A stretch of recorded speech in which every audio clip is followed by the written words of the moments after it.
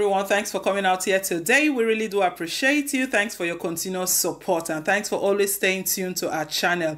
Remember, we're here to keep you updated with the latest and most authentic happenings in our country. The one we have today is from Edo State. We all know what's been going on in Edo State as per the forthcoming governorship election. Right now, the news we've got is that Obaseki fights back as Oshomole's men and Ize Iyamu join forces. We all know Oshomole is supporting Ize Iyamu and Obaseki wants to come back for a second term.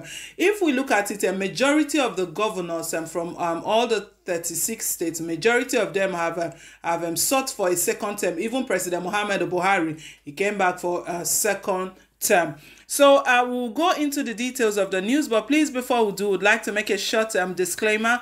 We are not speaking for or against anyone. We're just bringing the news to you as it is. So we thank you for your cooperation and your understanding. And please, if you haven't yet subscribed to our channel, click on the subscribe button down below. And don't forget to give us a thumbs up, hit on the like button. It really does mean a lot to us. Thank you once again. So right, let's go straight into the main details of the news.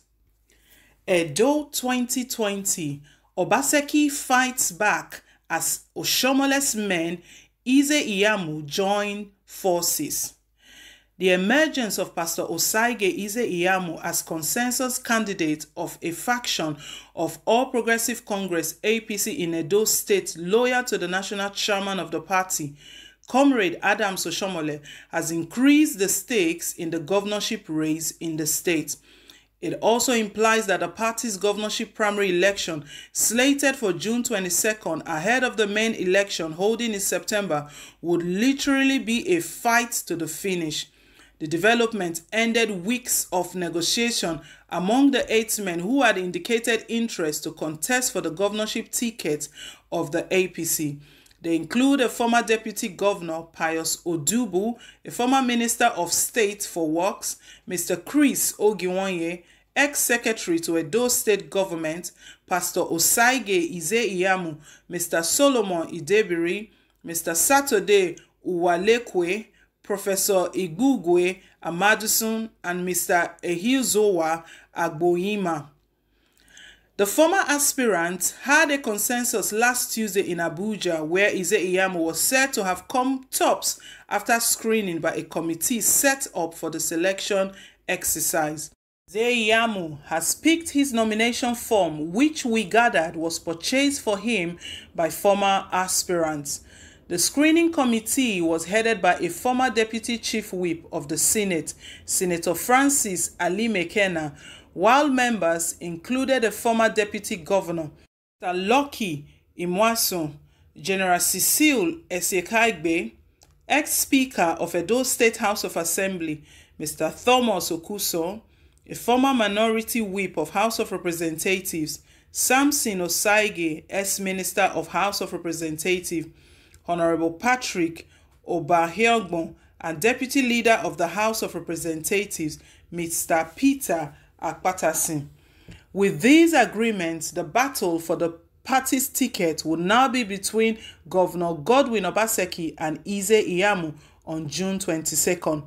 Whoever emerges from the primary election will slug it out with the nominee of the rival People's Democratic Party, PDP, in the September election. The party for the PDP ticket is not as tense after Ize Iyamu, who was the party's candidate in the 2016 governorship election in the state, quit. Ize Iyamu had faced Obaseki in that year's election. Meanwhile, it is speculated that the governor may defect to the PDP to actualize his ambition of clinching the APC ticket if it fails. The consensus climaxed the move to stop Obaseki from running for second term on the platform of the APC after he became estranged with Oshomole, his predecessor, who had helped him to get office in 2016. Only last Wednesday, Obaseki said no man can stop his second term bid. I'm not a violent person, but I'm confident that the way I got into power is the way I will return, he said on a television program. God gave me power. If he wants me to return, I will return. No man can stop me. Power comes from God. There are genuine fears that the primary election may be scuttled as Obaseki's men are querying the choice of direct primary election and status of Ize-Iyamu as member of APC.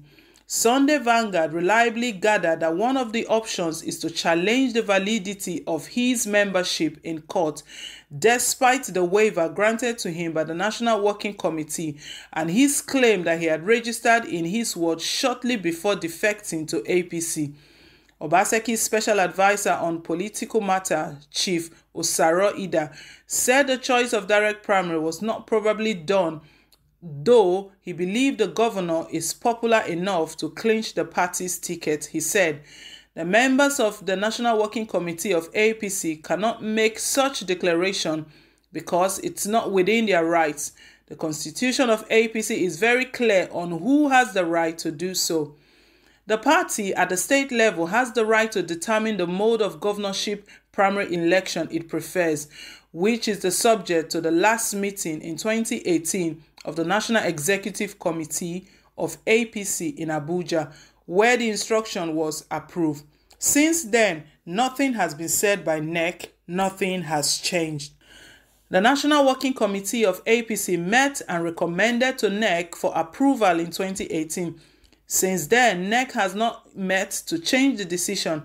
Members of the National Working Committee cannot on their own make a compelling order. To take such a crucial decision, members of NEC must meet. Last year, when the governorship election in Kogi State took place, it was Kogi APC that decided on indirect primary election. What has changed? Governor Obaseki is not scared of direct primary election because he will win, but he wants the right process to be followed and the right thing to be done. We want the extant law to be obeyed. Similarly, a chieftain of the party, Mr. Otege Adams, said, "The man Obaseki has performed exceptionally well.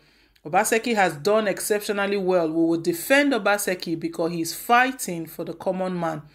He's fixing our schools, fixing our roads, creating jobs, building confidence in the youth, giving voice to the voiceless and speaking out of the silent majority. Don't you think he deserves to be rewarded?" There is a gulf between Obaseki and many members of the party who have described his style as politics of exclusion. Many politicians of note in the APC across the 3 senatorial districts of Edo are against his second term. Sunday Vanguard gathered that the governor, after losing his senior special assistant on anti-human trafficking, Solomon Okodua, who resigned his appointment, and later his chief of staff, Taiwo Akerele, may lose more supporters in the next few days if what is happening in his kitchen cabinet has anything to do with it. There was, according to report, a recent quarrel among some members of his kitchen cabinet, but when contacted, one of them, a former Speaker of the House of Assembly, Kabiru Ajotu, said the tongue and teeth quarrel and they also settled, but the story that somebody was slapped is not true. It was reliably gathered that some of the kitchen cabinet members were reaching out to the opposing group against Obaseki. The major challenge to Obaseki's second-term bid is a failed attempt to remove Oshomole from his position as the national chairman of the All Progressive Congress. It was reliably gathered that the permutation of the governor and his loyalists was that the replacement of the national chairman will pave the way for the nomination of Obaseki as the candidate of the party in the Edo election. Hence, the litigations that led to the recent scuttling of the National Executive Committee (NEC) meeting of the party. 2 of Obaseki's supporters had boasted to Sunday Vanguard last year that Oshomole would not be the national chairman of the All Progressive Congress by the time Edo governorship primary election will be conducted. It was also gathered that the plan to register 500,000 new party members in the state was to be carried out once Oshomole was removed. 14 of the 24 state legislators loyal to Oshomole in Edo State APC crisis are yet to be inaugurated more than a year after their election. Their seats have been declared vacant for challenging the manner of the House was inaugurated at midnight. After the failure of the plot to remove Oshomole, the governor was said to have gone back to the drawing board to adopt new strategies. This, however, suffered a setback when his chief of staff, Mr. Taiwo Akerele, suddenly resigned, citing administrative reasons for his actions. Akerele's resignation had led to the dismissal of many appointees linked to him, while those remaining go to work daily expecting the worst. Some who are still in office were said to have pledged loyalty to Obaseki before they were told to continue after serious interrogation by the office of the deputy governor. The resignation of Akerele will remain a sour point as it took the Obaseki's government by surprise. Even though a replacement was immediately announced, the governor close aide said it least expected it. Akerele's resignation substantially reduced the reach of the governor in Akoko Edo local government area, one of the areas in Edo North Obaseki was expected to make inroads. The place has become vulnerable as parts from Senator Domingo Obende, who, with his supporters, had remained solidly behind Obaseki. Notable leaders like Akpatasin and a former member of the House of Assembly, Anselm Agbagi, are in the opposition. Akerele is expected to play a role in the emergence of the APC candidate in the state for the September election. Obaseki's supporters had hoped that the aspirant opposed to him would not arrive at a consensus, but Eze Iyamu's emergence has changed the permutation. Sunday Vanguard reliably gathered that some powerful interest in the party wants Eze Iyamu. Eze Iyamu's entrance into the race shortly after he joined the APC changed the narrative as he became the aspirant to beat. He came to the party with the structure he used as a governorship candidate of the PDP in 2016 against Obaseki. Sunday Vanguard reliably gathered that some powerful interest in the party want Eze Iyamu because they believe that with him winning the Edo election, the integrity of APC can be maintained. With 2023 elections already in mind, the power brokers, it was gathered, want to use Edo to expand APC's influence in the South-South, having lost Bayelsa State to PDP. The entry of Eze Iyamu into the APC generated so much attention to the extent that the state government made frantic efforts to stop it, including placing a ban on all forms of political rallies and meetings in both private and public places. A day after his entry into APC, there was violence in Benin City, a situation that led to the police aborting the event. There was attacks on several persons believed to be supporters of Eze Iyamu. Oshomole was subsequently declared a persona non grata in Edo, and government issued a statement saying he must get permission before he visits the state, claiming his presence was sparking violence. Shortly after this, a venue was chosen for a rally in Auchi, Esako West local government area, but violence also erupted there. The venue in Ira, Edo Central, was destroyed, although that turned out to be a decoy, as the organizers, learning from what happened in Auchi, actually had an alternative venue, which was the country's home of a leader of the party, Chief Francis Nnegbeki.